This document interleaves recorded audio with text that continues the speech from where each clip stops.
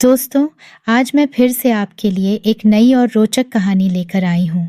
आज एक अनोखी दिलचस्प कहानी बताने जा रही हूँ जो मुझे एकदम से बदल कर रख दिया।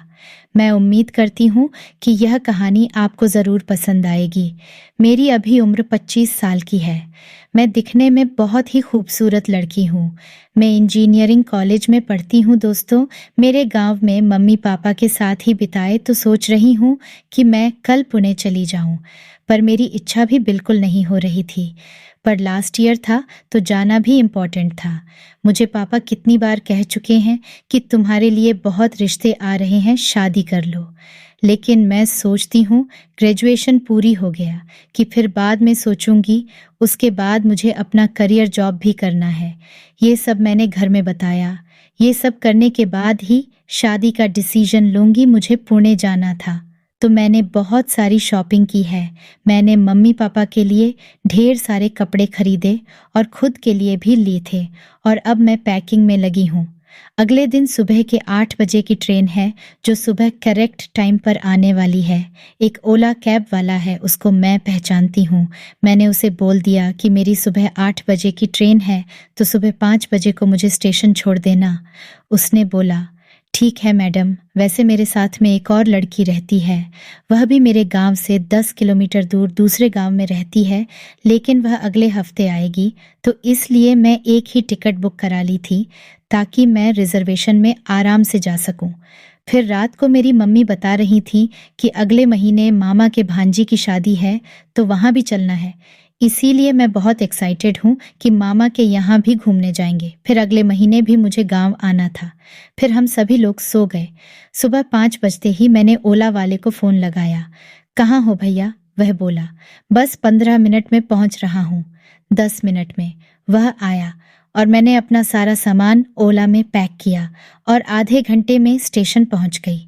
ट्रेन प्लेटफॉर्म नंबर 2 पर आ चुकी थी। मैंने सीट का नंबर देखा और सीट नंबर देखते ही अपनी सीट पर आकर बैठ गई। मैंने खिड़की के साइड वाली सीट ली थी तो मैं खुशी से झूम रही थी। चलो, अब मैं आराम से लेट कर जाऊंगी और बाहर का सारा नज़ारा भी देख लूंगी।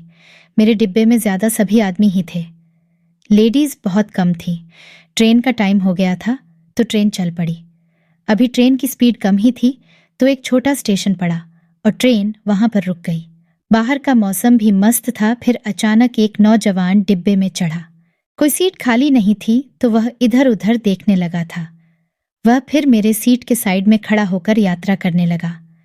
करीब करीब 1 घंटा ट्रेन चलने के बाद मैंने देखा कि शायद उसकी सीट अभी भी कंफर्म नहीं हुई है, तो वह खड़े खड़े ही जा रहा था। वह दिखने में बहुत खूबसूरत था। ऐसा लग रहा था कि वह मेरे ही जज का है। फिर मुझे उस पर दया आ गई तो मैंने बोला, भैया कोई सीट देख लो। तो उन्होंने बोला, कोई भी सीट खाली नहीं है, क्या करूं? मैंने सोचा कि ही खड़े खड़े थक जाएगा, इसलिए मैंने उसको बोल दिया कि थोड़ी देर के लिए मेरी सीट पर आप बैठ जाओ। वह मुझे थैंक यू बोलकर मेरे सीट पर बैठ गया था। मैं मौसम का मज़ा ले रही थी। तभी मुझे नींद आ रही थी क्योंकि मैं रात को बराबर सो नहीं पाई थी। इसलिए फिर मैंने सीट पर ही पैर समेट लिए और मैं दिल वाले सॉन्ग सुन रही थी। सुनते ही मेरी आंख लग गई थी। करीब करब दोपहर के 3 बजे के आसपास मेरी आंख खुली तो मैंने देखा अभी भी वह नौजवान मेरे पैर के पास बैठा हुआ है। फिर मैं फ्रेश होकर आई, उसके साथ बातें करने लगी। उसने अपना नाम राज बताया। वह भी पुणे जा रहा था। वह भी पुणे में इंजीनियरिंग की पढ़ाई कर रहा था और जिस एरिया में रहती हो उसी एरिया में वह भी रहता है, बताया। फिर हम दोनों ने बहुत समय तक बातें की। वह मुझे बातों से बहुत आकर्षित कर रहा था। मैं उसकी तरफ आकर्षित हो रही थी। मैं भी नाइट पैंट और टी शर्ट में थी तो बैठे बैठे मेरे कपड़े थोड़ा अस्त व्यस्त हो रहे थे। मेरी टी शर्ट थोड़ा ऊपर उठा था, इसलिए मेरी कमर पूरी साफ साफ खुली दिख रही थी। जिस पर उसकी 1-2 बार नजर गई तो मैंने ज्यादा नोटिस नहीं किया। मम्मी ने मुझे टिफिन दिया था। फिर मैं खाना खाने बैठी तो राज बोला, क्या मैं भी आपके साथ खाना खा सकता हूँ? मैंने ठीक है बोल दिया।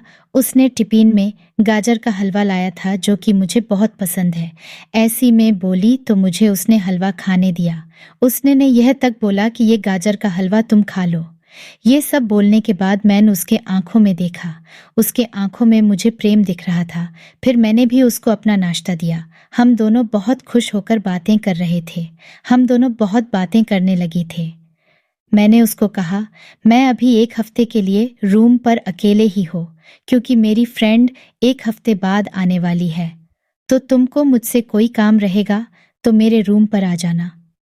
फिर यह बात सुनकर वह काफ़ी खुश होकर अपने रूम की तरफ चला गया। उसके बाद मैं फ्रेश होकर खाना खाने चली गई। फिर राज मुझे रोज़ कॉल करता था और हम रोज़ बातें करते थे, घूमने जाते थे। धन्यवाद।